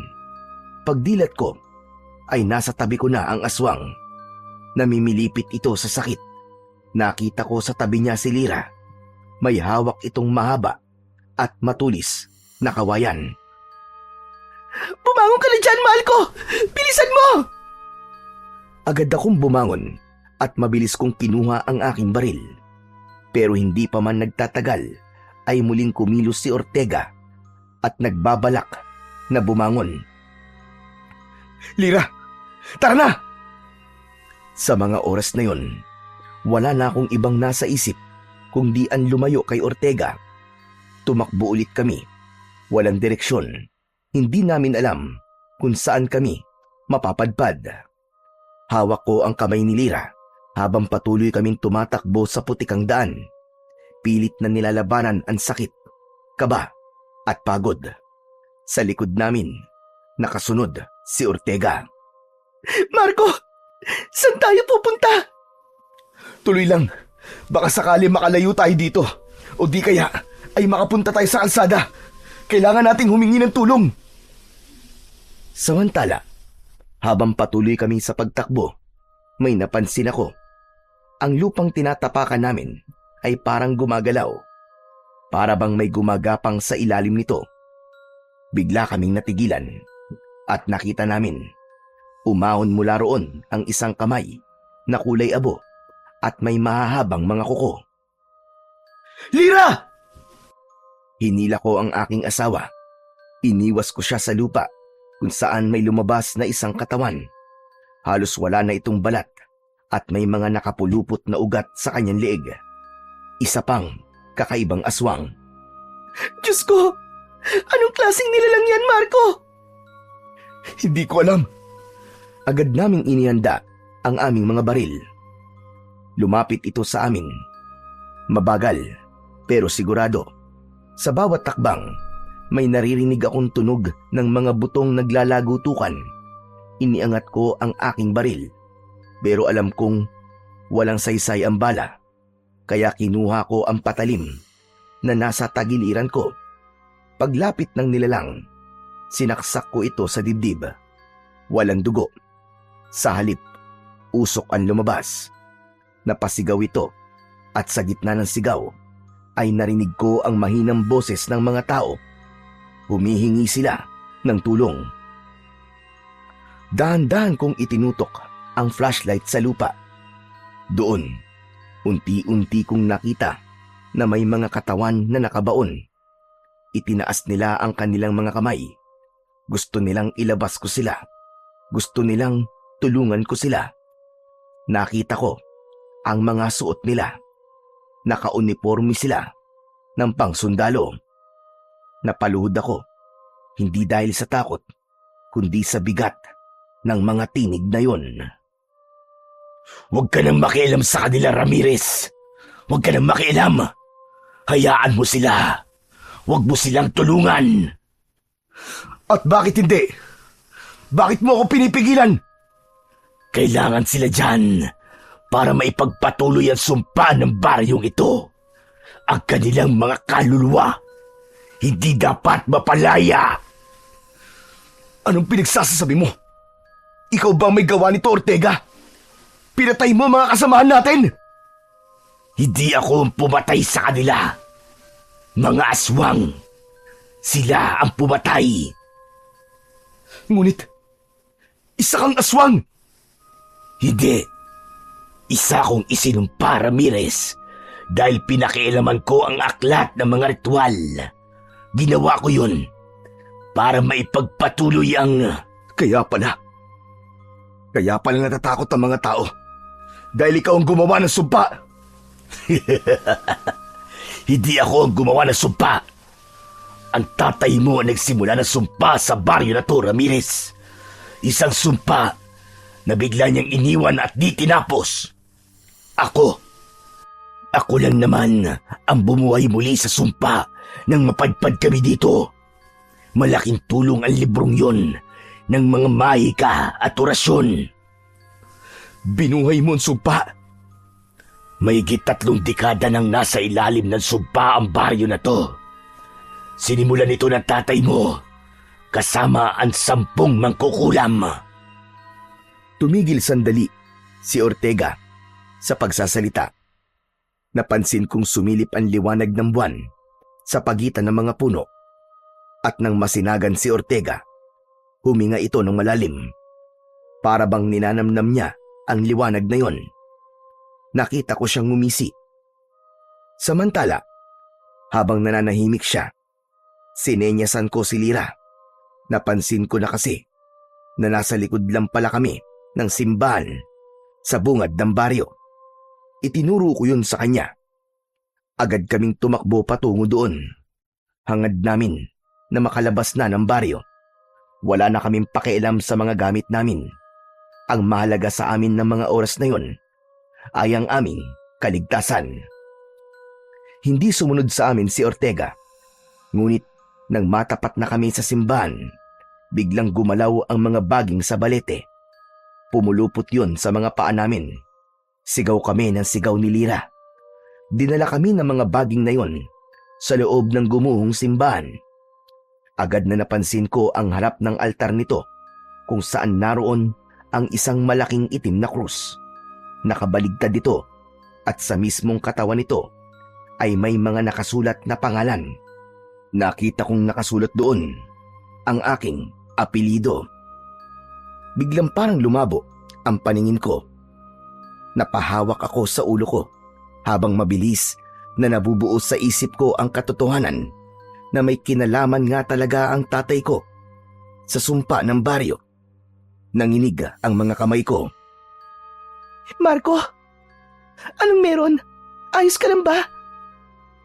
Hindi ko siya sinagot. Bagkus ay nakatitig pa din ako sa krus. Maya-maya pa ay biglang lumindol. Tapos ay may nakita kaming itim na usok na lumabas mula roon. At ang usok na yon ay naghugis tao. Sergeant Ortega! Ako nga, Ramirez. Ngayon narito ka na. Maaari na nating ituloy ang ritual para magpatibay sa sumpa. Ritual? Anong ritual ang itutuloy? Ang dugo ng isang Ramirez. Yun ang kailangan para mapagtibay ang sumpa sa baryong ito. At sa tingin mo ba'y makikipagtulungan ako sa'yo? Kung ang dugo ko magpapatibay sa sumpa, hindi ko gagawin yan. Tutulungan ko mapalaya ang mga taga-baryo. At bakit mo naman gagawin yun? Susuwayin mo ba ang ritual na sinimulan ng tatay mo? Huwag mong isasali dito ang tatay ko, Ortega. At bakit hindi? Siya ang nagpasimuno nito. Siyang nakipag-usap sa mga magkukulam para ikulong ang mga taga-baryo. Para... Biglang natigilan si Ortega nang marinig ang isang malakas na putok ng baril. Pinaputukan siya ni Lira sa dibdib. Huwag na kayong magsayang ng bala. Hindi ako namamatay sa baril. Wala akong kamatayan. Makinig ka sa akin, Ramirez. Tapusin mo na ang ritual. Tapusin mo na! Biglang nandilim ang lahat. At sa sandaling yon, parang hinigop kami ng lupa. Nahulog kami sa kailaliman ng simbahan. Meron itong lagusan o tunnel na puno ng mga kalansay. May mga narinig ulit kaming mga boses. Humihingi sila ng tulong sa akin. Dahan-dahan kaming naglakad sa tunnel na yon. Hanggang sa may nakita kaming isang butas na pabilog na may parang apoy sa gitna. Sa ibabaw nito ay may nakatirik na sibat na gawa sa sanga ng balete. Ang dulo nito ay kulay itim. Parang mantsa ng dugo o ng langis. Kumikislap ito sa liwanag ng apoy. Ang dugo mo, Marco. Ang huling patak na hinihintay dito. Pumasok ka sa loob ng hukay na yan. Wala kang dapat na ikatakot. Dahil mababaw lang naman yan. Natulala ako ng ilang segundo. Pakiramdam ko ng mga oras na yon ay nawalan ako bigla ng kakayahang mag-isip ng kung ano ang mali o tamang gawin. Matagal nang hinihintay ng lupa ang dugo ng iyong ama, Ramirez. Patay na ang tatay ko. Wala ka ng dugo na aasahan. Dugo niyang nananalaytay sa iyong dugo, di ba? Kaya sige na, tapusin mo na ang sinimulan niya. Ang dugo niya ang kailangang maging alpha at omega. Ang simula at ang wakas. Hindi. Hindi ako papayag. Hindi ako makikinig sa iyo, Ortega. Sabi ko na nga, be. Matigas ang ulo mo. Kaya kailangan talaga na gawin kitang kauri ko para mabilis kang sumunod. At hindi mo yung magagawa. At hindi ko rin gagawin ang gusto mo. Hindi mo ako alipin. Talaga? Bakit hindi mo ba nararamdaman na kusa nang kumikilos ang iyong itim na dugo? Bigla ako napatingin sa aking mga sugat. Tumutulo ang dugo mula roon. May ilang patak na tumulo na sa lupa. Napansin kong kulay itim ang dugo. Maya-maya pa ay may narinig akong mga sumisigaw. Naroon muli ang mga kamay na nakabaon sa lupa. Sumisigaw sila. Humihingi ng tulong na mapalaya. Isinisigaw nila. Ayaw nila ng itim na dugo. Nalilito na ako. Hindi ko na alam ang gagawin ko. Huwag ka nang magdalawang isip, Ramirez. Nakatakda nang mangyari ito. Kailangan mong tapusin ang misyong iniwan ng tatay mo. Kaya sige na, umanib ka na sa akin. Diligan mo ng itim na dugo ang lupa. Manahimik ka! Tulad mo rin ako noon, Marco. Ayoko naman talagang gawin to. Pero kailangan. Makinig ka sa akin. Magtiwala ka sa ginawa ng tatay mo. Maniwala ka sa kanya. Sabi nga nila, ang pagsunod sa magulang ay daan sa kaligtasan. Hindi mo man maintindihan ngayon ang mga desisyon niya. Ngunit darating ang araw na malalaman mong ginawa niya yun para iligtas ang mas nakararami. Ako ang magiging gabay mo, Marco. Tutulungan kita. Hindi ko kailangan ng gabay mo, demonyo ka! Pagkasabi ko nun, ay mabilis akong kumilos. Lumipat ako sa mababaw na hukay na yon at mabilis na kinuha ang sibat. Laking pagtataka ko na kahit nasa ibabaw ito ng apoy, ay hindi man lang ako napaso. Nang makuha ko yon, ay naramdaman namin ang mahinang pagyanig ng lupa. Sa paligid ay gumalaw ang mga kalansay. Napaatras si Ortega at napasigaw. Anong ginawa mo? Anong ginagawa mo, Ramirez? Pero hindi na ako nagpatinag. Ramdam kong ito na ang tamang oras. Kung dugo ko kailangan ng lupa, ibibigay ko. Pero hindi para sa inyo! Itinusok ko ang dulo ng sibat na yon sa aking palad. Napasinghap ako habang nakikita ang dumaloy na dugo mula sa aking sugat. Hindi yun itim, kundi matingkad na pula. Hindi pa nakakarating doon ang kamandag ng mga kuko ni Ortega. Nang mapatakan na ng aking dugo ang lupa, may mga narinig kaming tinig. Nagpapasalamat sila sa kanilang paglaya. Nanginig si Ortega, galit na galit. Nagkakamali ka, Marco. Hindi mo dapat nilinis ang lupa. Hindi mo dapat inalis ang sumpa. Hindi mo alam ang ginawa mo. Hindi mo alam ang ginawa mo, Ramirez! Mabilis siyang sumugod. Muli niyang itinutok sa akin ang matatalas niyang kuko. Ngunit bago pa niya maibaon sa akin yon, ay sinalubong ko na ng sibat ang kanyang pag-atake. Nagtagpo kami sa gitna. May kakaibang liwanag na sumirit sa pagitan namin. At doon nagsimula ang tunay na wakas ng sumpa. Unti-unting nanghina si Ortega habang hawak sa kanyang dibdib ang nakabaong sibat. Tuluyan siyang nalugmok sa lupa at maya-maya pa ay tuluyang nalusaw hanggang sa naging abo. Ilang sandali pa ay may isang malakas na liwanag ang tila sumabog sa loob ng lagusang yun. Napapikit ako at sa muling pagmulat ng aking mga mata, wala na kami sa loob ng simbahan. Nasa labas na kaming dalawa ni Lira. Lira, tapos na. Tumango siya, umiiyak pero nakangiti. Tama ka, Marco. Tapos na nga. Magkahawak kamay kaming naglakad pabalik sa aming barracks. Masaya ako. Masayang wala na si Ortega. Wala nang katatakutan ang mga taga-baryo. Mabubuhay na sila ng normal.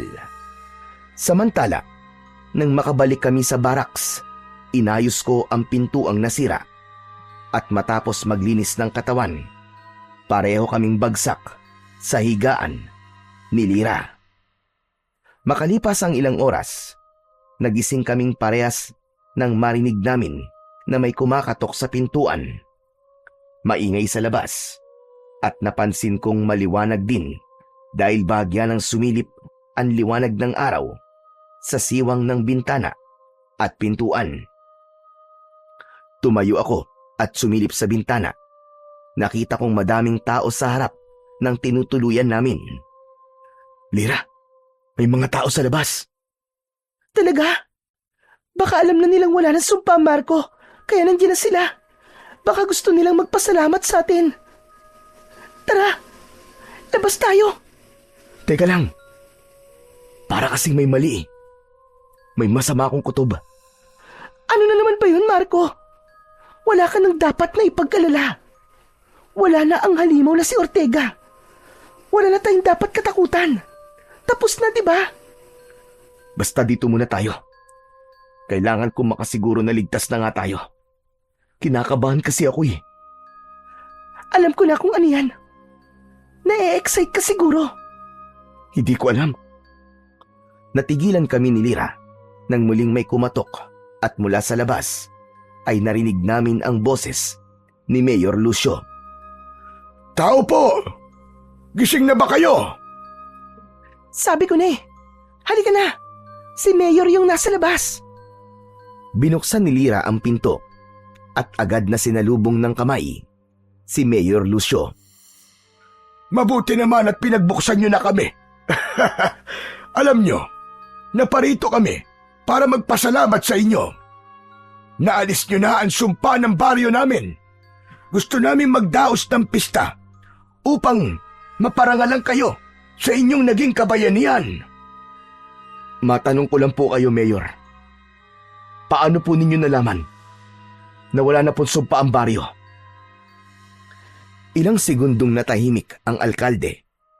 Tila nag-isip ng kanyang sagot. Kaya naman, mas lalo kong nagduda sa kilos ng alkalde. May nakapagsabi lang sa akin, Sergeant Ramirez. Ang sabi ay napatay nyo na raw ang mga aswang sa gubat. Masaya kami na wala nang sasalakay sa amin mamayang gabi. Masaya na kami na tapos na ang bangungot namin. Salamat. Maraming salamat talaga sa inyo, mga kaibigan. Napatingin ako sa paligid at sa mga taong nakapaligid sa amin. May ilang nakatayo lang, nakangiti, may ibang tahimik at nagmamasid lang. Pero habang pinagmamasdan ko sila, may kung anong kakaiba kong naramdaman. Hindi ko maipaliwanag, pero iba talaga ang pakiramdam ko. Parang nakikita kong may itinatago sila. Peke ang kanilang mga ngiti. Lahat sila ay nakatingin sa akin ng diretso. May isang bata na tumakbo sa harapan ko. Nakangiti rin, pero maputla ang mukha niya. Walang kulay ang labi niya. Napatitig ako sa mga mata niya. Kulay abo at walang buhay. Tumingin ulit ako sa mayor. Nakatingin siya sa akin. Nakangiti rin. Pero ang mga mata, parehong ganun. Walang kislap. Walang buhay. Biglang lumapit sa akin si Lira. Halatang nag-aalala. Marco, ayos ka lang ba? Para ka natulala eh. Ha? Oo, ayos lang ako. Parang bigla lang ako nahilo. Hinawakan niya ang braso ko at marahang pinisil. Para bang pinapakalma ko. Muli kong itinuon ang tingin ko sa mga tao. Napakunot ang noo ko. Kanina lang, mapuputla sila. Parang mga bangkay na naglalakad. Pero ngayon, normal na ulit sa paningin ko. Parang walang nangyari. Parang ako lang ang nakakita kanina ng kakaiba. Lira, maglalakad-lakad lang muna ako ha. Babalik din ako agad. Sigurado ka? Ayaw mong samahan kita? Hindi na. Hintayin mo na lang ako dito. Sige, kung yun ang gusto mo. Tumango ako at saka naglakad palayo sa mga taga-baryo. Isang sandali ay napadpad akong muli sa lumang kubo na napuntahan namin kagabi. Nilibot ko ang aking paningin sa paligid. Tahimik na pumasok ako sa kubo. Nilapitan ko ang libro at marahang dinampot.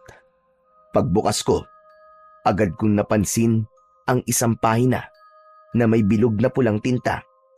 May mga salitang hindi ko maintindihan. Pinilit kong basahin pero nabubulol ako sa tuwing sinusubukan ko. Binuklat ko pa ang ilang pahina at nakita ko doon ang isang sulat. Sulat kamay ni Tatay yun.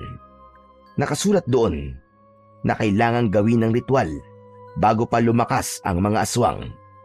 10 mangkukulam ang kasama niya at ang layunin nila ay isumpa ang mga taga-baryo na hindi na nila magagamit ang kanilang mga kapangyarihan upang hindi na sila muli pang makapanakit. Tumigil ako sa pagbabasa.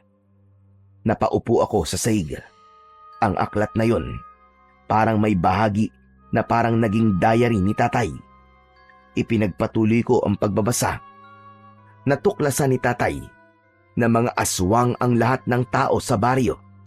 Kaya naman, bago pa dumating ang kabilugan ng buwan, may isang grupo ng mga mangkukulam ang nag-alok sa kanya ng tulong. Isang paraan lang daw ang pwedeng mangyari upang mapigilan ang pagpatay sa kanila ng mga aswang sa baryo. Ito ay ang bumuo ng isang sumpa na magtatago sa kapangyarihan ng mga taga-baryo na maging aswang. Ang kapalit ay ang dugo ng mga sundalong kasama niya noon. Nakipagkasundo ang aking ama. Ngunit hindi niya alam na literal na buhay pala ang hinihingi ng mga mangkukulam bilang kapalit. Nang makita niyang unti-unting nilalamon ng lupa ang mga sundalo, tumakas siya at hindi na tinapos ang ritual. Dahil doon, pansamantala lamang ang naging bisa ng sumpa sa baryo. Si Sergeant Ortega ang gumawa ng paraan para maipagpatuloy ang sumpa. Ngunit alam din niyang hindi yun tatagal magpakailanman.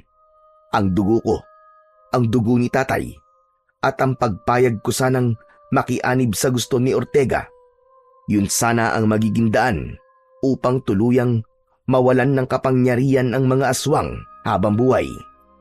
Ngunit iba ang aking pinili. Tinapos ko ang sumpa. Pinalaya ko ang mga tunay na aswang. Hindi maaari ito. Nagkamali ako ng pasya. Anak ng putya. Tama si Ortega. Hindi ko alam ang aking ginagawa. Si Lira. Iniwan ko siya sa piling ng mga aswang na yun. Hindi! Mabilis akong tumakbo. Inihanda ko ang aking baril. Nang makabalik ako sa barracks, ay wala na doon si Lira. Nakaramdam ako ng takot. Lira! Lira, nasaan ka? Lira! Diyos ko! Ang asawa ko! Muli akong naglakad ng mabilis. Ngunit wala pang 1 minuto. Napahinto ako nang makita ang mga taga-baryo na nakaharap sa iisang direksyon. Nang pagmasdan ko ang tinititigan nila, nakita ko roon si Lira. Nakatali ito sa mga kawayang nakatusok sa lupa. Sa bandang paanan niya ay may mga sanga at kahoy na alam ko kung saan nila gagamitin. Mga hayop kayo! Pakawalan niyo ang asawa ko! Pakawalan niyo siya! Kung ayaw niyo mamatay! Kumalma ka lang, Sergeant Ramirez. Gusto lang namin ng masarap na makakain. Matagal-tagal na rin nung huli kaming nakakain ng karne ng tao. Pagsisisihan mo, Mayor, ang ginawa mo sa asawa ko. Saktan mo lang siya at sisiguraduhin ko sa iyong mabubutas ang ulo mo. Ano ka? Akala mo ay takot kami sa'yo? Wala kang utak, Ramirez. Mahina ka. Parehas lang kayo ng tatay mo. Huwag mo lapastanganin ang pangalan ng tatay ko, demonyo ka! At bakit hindi? Iho, makinig ka. Huwag mo na kaming pigilan. Iregalo mo na sa amin ang babaeng ito. Bibigyan kita ng pagkakataong tumakas. Parang yung tatay mo. Iniwan ang mga kapwa niya sundalo para sa sarili niyang kaligtasan. Pero kung lalaban ka, sinisigurado ko sa iyo na masasaktan ka. Natahimik ako. Wala akong ibang magawa ng oras na yun, kundi ang titigan ang matanda. Nagsisisi ako. Naloko ako. Hinayaan kong bumalik ang dilim sa baryong ito. Naunawaan ko na hindi lahat ng sumpa ay masama. Tama ang tatay ko. Tama si Ortega. Sandali! Nagbago na pala ang isip ko. Mga kasama, hulihin at patayin din ang taong yan! Nanlaki ang mga mata ko. Nandahan-dahang biglang nagbago ang anyo ng mga tao. Lumaki ang mga ngipin nila hanggang sa naging matulis na pangil. May ilan na tumubo pa ng dagdag na hanay sa gilid ng bibig. Humaba din ang kanilang mga kuko at ang balat nila ay naging kulay abo. Hindi lang yon, kumikilos din sila ng hindi normal. Mababaho sila, parang amoy ng bulok na karne. Halos sabay-sabay silang lumusob papunta sa akin. Wala akong magawa kundi ang iangat ang hawak kong Armalite at sunod-sunod silang pinaputukan. Marami agad ang bumagsak sa lupa. Napaatras ako, ngunit sa pagkakataong yon ay hindi na ako tatakbo. Kailangan kong mailigtas ang asawa ko. Pinaulanan ko ng bala ang mga aswang. Marami agad ang natumba. Mga diablong buwang kayo lahat! Uubusin ko kayo! Muli akong nagpaputok. Halos ubusin ko na ang bala ng magasin ko. Pero hindi sapat ang sandatang dala ko. Paubos na ang bala ko, pero ang mga aswang, bumabangon sila. Hindi sila namamatay sa bala ko. Unti-unti silang nakalapit. Pero bago pa nila ako tuluyang mahawakan at mapatay, kinuha ko ang isa ko pang baril at itinutok yon sa aking sintido. Marco! Marco, anong ginagawa mo? Patawarin mo ako, mahal ko. Pero hanggang dito na lang siguro ang laban natin.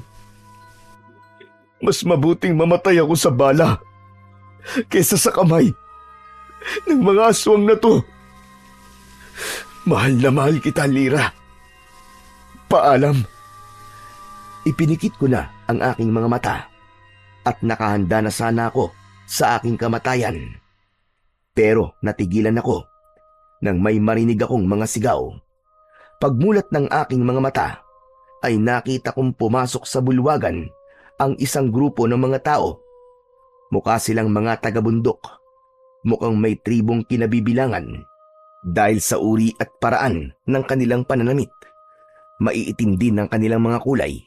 May mga dala silang mga sandata, mga matutulis na kawayan, mga latigo at itak. Isang matandang lalaki ang tumayo sa gitna nila. May suot itong isang gintong medalyon sa kanyang leeg. Nagalit si Mayor Lucio sa kanilang pakikialam. Mga lapastangan! Bakit kayo nakikialam? Matagal na naming alaman tungkol sa inyo. At matagal na din kami nagmamanman. Nandito kami para ipagtanggol ang mga inosente. Hindi namin naayaan na muli kayong maghari sa lugar na ito, Lucio. Sumigaw si Mayor Lucio. Galit na galit, pero hindi natinag ang matanda. Wala sino mang masamang nilalang ang makakalabas dito ng buhay! Itinaas nito ang kanyang medalyon. Mula roon ay kitang-kita kong sumiklab ang isang liwanag. Isang mainit na bughaw na sinag na mabilis na kumalat sa paligid. Ang mga aswang na natamaan ng sinag na yon ay napasigaw. Nakita ko ang mga balat nila ay pumutok at nagdikit-dikit. Napaso sila sa taglay na liwanag ng medalyon. Kasunod nito, sumugod ang mga tao. Ang mga aswang, wala silang laban sa mga matutulis na kawayan. Mas iniinda nila yon kaysa sa aking baril. Natulala ako. Parang napako ang mga paa ko sa lupa habang pinanunood ang nagaganap na labanan. Hindi ako makapaniwala na magkakaroon pa ng himala. Marco! Marco, tulungan mo ako! Napatingin ako kay Lyra. Bitbit siya ni Mayor Lucio na naglalakad na palayo. Agad akong tumayo at susundan sila, pero biglang may humawak sa aking balikat. Paglingon ko, ang matandang may medalyon. May inaabot siya sa akin na pilak na punyal. Ito gamitin mo. Ito ang tanging sandata na makapapatay sa lider ng mga aswang. Agad kong kinuha ang punyal. Wala nang oras para magpasalamat. Agad kong sinundan si Mayor Lucio at ang asawa ko. Bitiwan mo ang asawa ko! Huwag ka ng mga aspa, Ramirez! Hindi mo ako kaya! Mabilis akong tumakbo at nakalapit sa kanya. Agad ko siyang nasaksak sa balikat. Ininda niya yon at nabitiwan niya si Lyra. Agad kong hinila ang asawa ko palayo sa pinuno ng mga aswang. Okay ka lang ba, Lyra? Tumango siya at niyakap ako. Duguan ang balikat ni Lucio, pero nanatili itong nakatayo. Humarap ito sa amin. Nanlaki ang mga mata ko nang makita ko na naghilom ang sugat niya. Napaatras ako dahil sa gulat. Hindi mo ako basta-basta mapapatay, Ramirez! Ang mga mata niya biglang nagbago, naging kulay pula, at ang kanyang balat ay naging kulay abo. Humaba ang mga kuko niya, naging matulis at nagpakita na din ang kanyang mga pangil. Marco! Tumakbo na tayo! Hindi, mahal ko.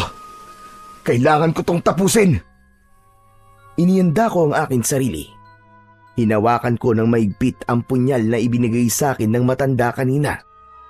Sumugod si Lucio. Mabilis, parang kidlat. Iwinasiwas niya ang matatalim niyang mga kuko. Pero naiwasan ko yon. Agad ko siyang sinaksak sa tagiliran, pero humarang ang kanyang braso. Tumama ang punyal. Bigla siyang napasigaw. Nagsimulang umusok ang sugat niya, pero mabilis din itong naghilom. Lalo akong nagalit nang makita yon.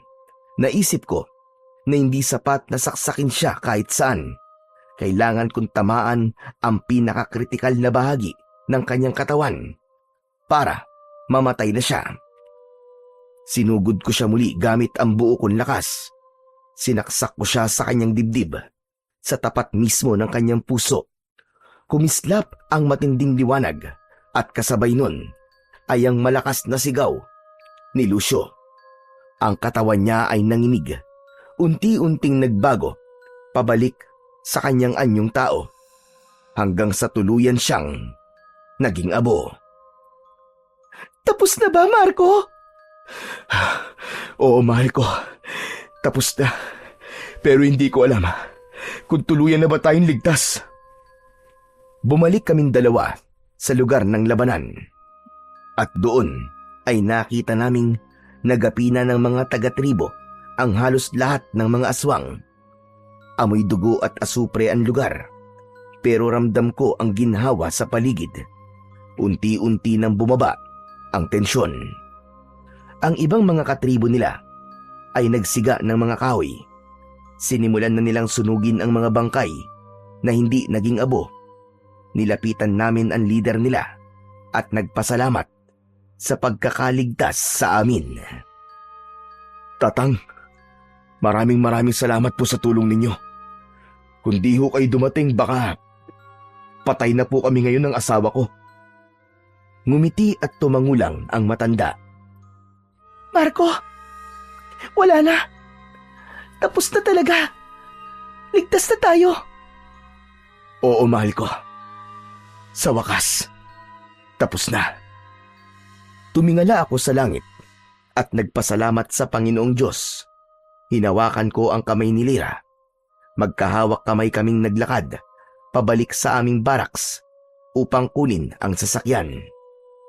Pagdating namin sa barracks, ay agad kaming sumakay at habang binabaybay namin ang daan pauwi, napatingin ako sa salamin. Sa likod ng sasakyan, nakita ko ang manipis na usok na galing sa lugar ng labanan. Tanda ng katapusan ng isang madilim na kabanata sa lugar na yon. Ilang araw matapos naming maisumiti ang report, napansin naming tila naging tahimik ang mga opisyal. Wala kaming natanggap na anumang tugon, walang follow-up, walang nagtanong. Kalaunan, nalaman namin na itinago na nila ang buong dokumento. Para bang ibinasura na nila ang kasong yon. Hindi na ako nagreklamo. Naiintindihan ko sila. Marahil ay ayaw nilang kumalat ang takot. Alam kong may mga bagay talaga na mas mabuting manatiling lihim na lamang upang manatili ang kapayapaan. At kung anuman ang tunay nilang dahilan, wala na akong pakialam. Ang mahalaga ay napagtagumpayan namin yon at ligtas kami ng aking asawa. Nabuhay kami ni Lira. Hanggang dito na lamang po. Salamat po sa pakikinig sa aking kwento.